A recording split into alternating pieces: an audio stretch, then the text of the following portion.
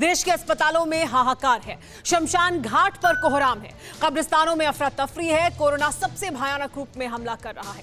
मरीज और मौत के सभी रिकॉर्ड टूटते जा रहे हैं। लेकिन इस महामारी के बीच भी अगर किसी को खाना नहीं मिले तो कई दिन जिंदा रह सकता है।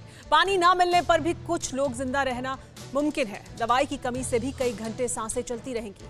लेकिन कोरोना मरीज को अगर ऑक्सीजन ही ना मिले तो कोई कितनी देर तक मौत से जंग लड़ेगा। देश के तमाम शहरों के अस्पतालों में ऑक्सीजन का अकाल पड़ा है। दिल्ली के मुख्यमंत्री अरविंद केजरीवाल ने केंद्र से ऑक्सीजन सप्लाई की डिमांड की है।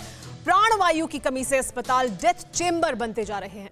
तो क्या देश में ऑक्सीजन की इतनी किल्लत है या फिर माजरा कुछ और है? देखिए ये super exclusive report, operation oxygen, प्राणवायु पर प्रामाणिक रिपोर्ट।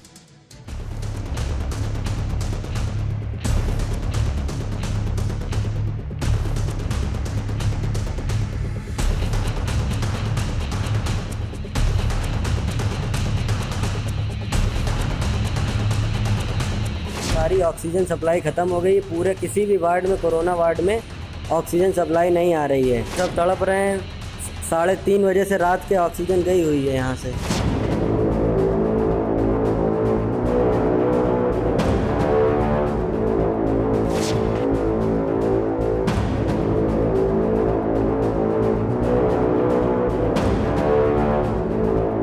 हर अस्पताल में अफरा तफरी है।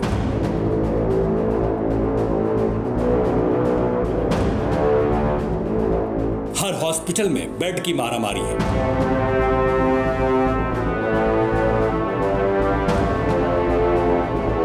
हर अस्पताल में दवाइयों की किल्लत है।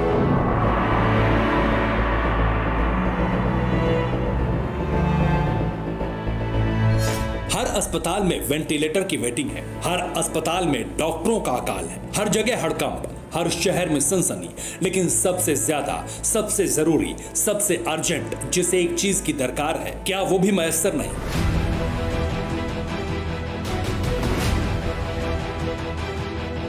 क्या जिस ऑक्सीजन को प्राण वायु माना जाता है वो भी अब नसीब नहीं हो रही? जिस ऑक्सीजन के बगैर कुछ मिनट में जिंदा इंसान लाश बन जाता है, जिस ऑक्सीजन के बिना जिंदगी की कल्पना नहीं की जा सकती, आखिर उसकी किल्लत कैसे होने लगी?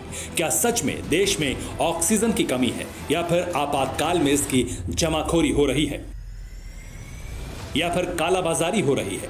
इसका सच कुछ मिनटों में आपके सामने होगा। हम आपको प्राणवायु पर सबसे प्रामाणिक रिपोर्ट दिखाने जा रहे हैं। शुरुआत अस्पतालों के हालात से करते हैं, जहां कोहराम मचा है, हाहाकारी चीखें सुनाई दे रही हैं, जहां तड़पते मरीज हैं, सिसकते परिजन। सप्लाई नहीं आ रही है। सब तड़प रहे हैं।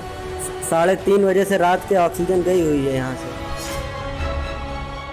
कोविड वार्ड की तस्वीरें रूह कपा देने वाली है। अस्पताल के बिस्तर पर मरीजों का दम घुट रहा है। कुछ की मौत का दावा किया जा रहा है। जो जिंदा हैं वो फोन पर अपनों से जिंदगी की गुहार लगा रहे हैं। इस मरीज की ऑक्सीजन न मिलने से जान जाने की बात कही गई, लेकिन उनकी तीमारदारी में लगी महिला बार बार इसकी तसल्ली कर रही है कि चंद सांसें बची हों।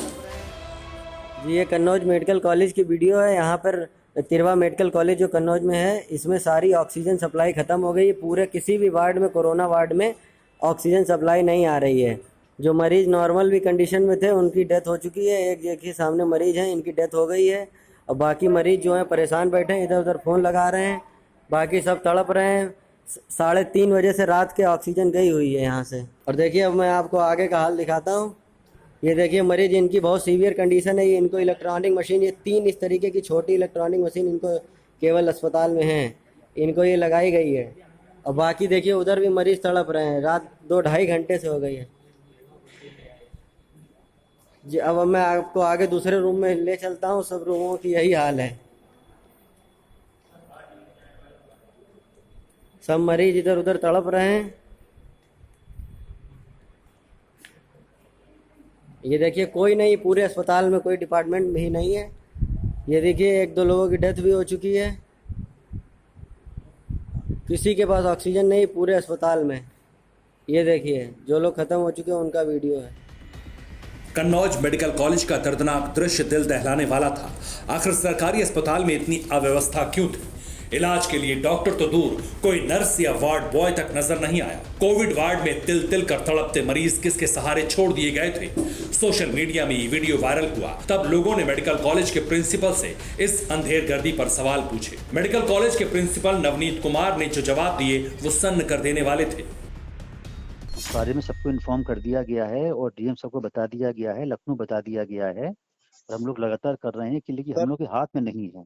सर क्या मौतें होती रहेंगी फिर ऐसे? नहीं, देखिए ऐसा है कि इस बारे में आप डीएम साहब से बात कर लीजिए। जो चीजें हम लोग डिपेंड करते हैं कानपुर में सप्लायर से, उसके हम लोग की लिमिटेशंस हैं। आप सोचो ना, हम लोग तो देखो उन्हीं को बार बार करेंगे, फोन करेंगे। बताइए सर, पत्रकार भी खत्म हो गया, जब ये मौतें हो जाती है। मेरी बात सुनो, डॉक्टर जा रहे हैं इसमें, डॉक्टर्स की डेथ हो रही है। आप समझने की कोशिश करिए कि हम लोग तो भाई डिपेंडेंट है ना सप्लाई के ऊपर, ऑक्सीजन के। प्रिंसिपल ने मजबूरी का रोना रोया, अपने डॉक्टरों की जान खतरे में बताई। तो वो क्या कर रहे हैं जिन्हें चुनाव जितवाकर कन्नौज वालों ने सांसद बनाया? क्या ऑक्सीजन के सप्लायर मुश्किल वक्त में विधाता बन गए हैं? नेताजी की सुनिए कितने असहाय हैं। नहीं, जो अब जानकारी में आया है तुरंत अभी मेरी प्रिंसिपल से भी बात हुई है। इसका पूरा प्रयास हो रहा है, इसके टेंडर भी कर दिए गए थे, लेकिन जिसको टेंडर किया उसने भी सप्लाई टाइम समय पर नहीं दिया है। तो अभी हम लोग मंत्री जी से भी बात कर रहे हैं, वहाँ शाम तक इसकी व्यवस्था कराने का पूरा प्रयास कर रहे हैं। सांसद जी की कोशिश जब तक रंग लाएगी तब तक कितनों की सांसें सलामत रहेंगी कोई नहीं कह सकता। तो क्या यही हाल हर शहर में है? क्या ऑक्सीजन सप्लायर्स ने सारी व्यवस्था चौपट कर दी है? वाराणसी चलिए, यहाँ क्या हो रहा है वो देखिए। ये डॉक्टर श्रद्धा सिंह हैं, खुद के लिए ऑक्सीजन सिलेंडर की तलाश में। वाराणसी में क्या इन्हें ऑक्सीजन सिलेंडर मिलता है या नहीं? श्रद्धा की जद्दोजहद पूरी कहानी खुद ब खुद बयां कर देगी, जिन्होंने वाराणसी के हर उस चौखट पर गुहार लगाई जहां ऑक्सीजन मिलने की कोई उम्मीद थी। श्रद्धा की इस पूरी पड़ताल में TV9 भारतवर्ष भी उनके साथ रहा। ऑक्सीजन सिलेंडर के लिए दौड़ती भागती श्रद्धा सिंह को हर दर पर मायूसी हाथ लगी। अभी तो मेरी बात पूरी नहीं हुई है, वो कह रहे हैं काफ़ी दिक्कत है देने में। वैसे भी जनरली पता किया था तो लोग कह रहे हैं कि पूरे शहर में ऑक्सीजन टैंक ख़त्म हो गया, ऑक्सीजन कहीं में अवेलेबल नहीं है। तो कि फिर मेरे एक डॉक्टर फ्रेंड है, उन्होंने मुझे इस जगह का नाम बताया कि वहाँ जाके पता कीजिए, तो इसीलिए मैं आई हूँ यहाँ। वाराणसी में ऑक्सीजन सप्लाई की 5 बड़ी एजेंसी हैं। पहली इंडियन एयर गैसेस लिमिटेड, दूसरी है मेडिटेक, तीसरी विद्या गैस, चौथी शाश्वत गैस एजेंसी और 5वीं अन्नपूर्णा गैस एजेंसी। इन 5 एजेंसियों से संपर्क करने की कोशिश बेकार हुई, जिसके बाद मेडिकल ऑक्सीजन सप्लाई करने वाले लाइफ केयर कंपनी और ज्योति इंडस्ट्रियल कंपनी के दफ्तर पर श्रद्धा सिंह ने दस्तक दी। सुनिए कंपनी के वकील क्या दुखड़ा रो रहे हैं। भी आए हुए थे, हमें लेटर पैड पे भी उन्होंने लिखा हुआ कि सिर्फ हॉस्पिटल में हम लोग को सप्लाई करनी है। हम लोग के पास इस समय फैक्ट्री वाले हम लोग को दे नहीं पा रहे हैं। जितने भी कोरोना हॉस्पिटल हैं, दीनदयाल हो गए, प्राइवेट हॉस्पिटल हो गए, कभी चौरा हो गए, इन लोग के अलावा हम लोग को मिल नहीं पा रही है। इसकी वजह से हम तो हॉस्पिटल को कम से कम दे नहीं पा रहे हैं। और इधर देखिए यहाँ पे घर के लोग जितने लोग भी खड़े हैं इधर, उन लोग को भी नहीं दे पा रहे हैं। ये स्थिति हो गई है। फैक्ट्री से निकलने वाले बड़े ऑक्सीजन सिलेंडर्स की भयंकर किल्लत है, लेकिन क्या छोटे सिलेंडर की भी सप्लाई नहीं हो रही? मेडिकल इंस्ट्रूमेंट्स की सप्लाई करने वाले जय सिंह ने बताया कि छोटी ऑक्सीजन मशीन की सप्लाई करने वाले वाराणसी में लगभग 15 लोग हैं, किसी के पास ऑक्सीजन मशीन नहीं है। डिमांड तो ऑक्सीजन की इस समय सबसे ज़्यादा है। तो प्रॉपर पहुंच पा रहा लोगों तक ऑक्सीजन? अब प्रॉपरली तो नहीं हो पा रहा है, प्रॉपरली तो नहीं। डिमांड ज़्यादा है, डिमांड बहुत ज़्यादा है, सप्लाई बहुत कम है। मशीन स्टॉक में कहीं भी नहीं है, पूरे बनारस में किसी के पास स्टॉक में नहीं है। इस समय कोई जानता नहीं था कि इतना बड़ा लहर आ जाएगा। वाराणसी में अब ऑक्सीजन की निगरानी में मजिस्ट्रेट लगे हैं। मुंबई में ऑक्सीजन रेल दौड़ रही है। दिल्ली में ऑक्सीजन सप्लाई के ग्रीन कॉरिडोर बनाए जा रहे हैं। पटना में ऑक्सीजन सप्लाई बाउंसर्स की सुरक्षा में की जा रही है। बिहार के प्राइवेट अस्पतालों की ऑक्सीजन सप्लाई वैन में बाउंसर तैनात मिल रहे हैं। आखिर ये नौबत क्यों आई? क्या हमारे देश में मेडिकल ऑक्सीजन का प्रोडक्शन जरूरत के मुताबिक नहीं है? हकीकत हैरान करने वाली है। एक रिपोर्ट के मुताबिक देश में 7,000 मीट्रिक टन से अधिक मेडिकल ऑक्सीजन का उत्पादन करने की क्षमता है। केंद्रीय स्वास्थ्य मंत्रालय के मुताबिक 12 अप्रैल को भारत में मेडिकल ऑक्सीजन की खपत 3,842 मीट्रिक टन थी। यह मेडिकल ऑक्सीजन की दैनिक उत्पादन क्षमता का 54% है। मतलब ऑक्सीजन जरूरत से बहुत ज्यादा है, जिसमें और इजाफे की तैयारी है। देश में युद्ध स्तर पर ऑक्सीजन उत्पादन करने का मिशन शुरू हो चुका है। बिहार में ऑक्सीजन सिलेंडर की डिमांड बढ़ने के साथ ही प्रशासन एक्शन में आ गया। दरभंगा के डीएम ने ऑक्सीजन फैक्ट्री को प्रोडक्शन बढ़ाने के निर्देश दिए, जिस पर अमल शुरू हो गया। हम लोग लोकली एक प्लांट को चिन्हित किए हैं जो पर्याप्त मात्रा में 800 से 900 बड़े सिलेंडर 7 क्यूबिक मीटर का सिलेंडर रोज बनाते हैं। साथ में हम लोग ने उनको आदेश दिया दरभंगा जिला का प्राइवेट हॉस्पिटल या प्राइवेट से जो भी मांगते हैं उन्हें प्राथमिकता दी जाए और कहीं भी ऑक्सीजन का कमी नहीं होना चाहिए। डीएम साहब जो हमारे हैं उनके निर्देश अनुसार हम लोग सबसे पहले प्रेफरेंस दरभंगा को दे रहे हैं। डीएमसीएच फर्स्ट प्रायोरिटी में सिलेंडर जब भी हमें मिल रहा है उनके तरफ से सिलेंडर हम लोग ला रहे हैं, उसको रिफ़िल करके वहाँ भेज रहे हैं। सेकंड प्रायोरिटी में दरभंगा के जो लोकल डीलर्स हैं या जो हॉस्पिटल्स हैं वो उनके सिलेंडर्स हम लोग रिफ़िल कर रहे हैं। बेगूसराय की ऑक्सीजन फैक्ट्री में भी प्रोडक्शन बढ़ाया जा चुका है। देश की कई नामी कंपनियां ऑक्सीजन सप्लाई में लग गई हैं। टाटा स्टील 200 से 300 टन लिक्विड मेडिकल ऑक्सीजन रोजाना तमाम अस्पतालों और राज्य सरकारों को भेज रही है।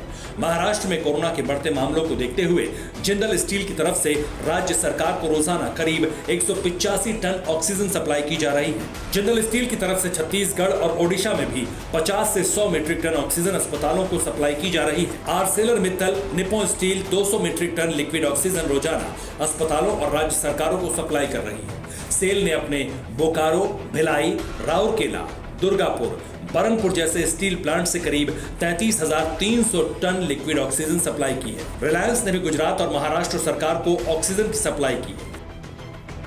अस्पतालों में बेड की कमी हो सकती है, दवाइयां भी कम पड़ सकती हैं, वेंटिलेटर्स का अभाव माना जा सकता है, लेकिन ऑक्सीजन की किल्लत होने का मतलब है खुराफात। ऑक्सीजन की कमी नहीं करवाई जा रही है।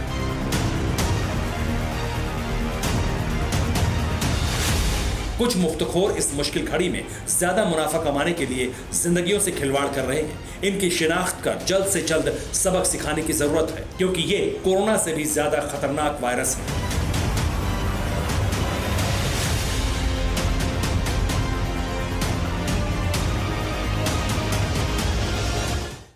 परवाह देश की, सोमवार से शुक्रवार रात 10 बजे TV9 भारतवर्ष पर।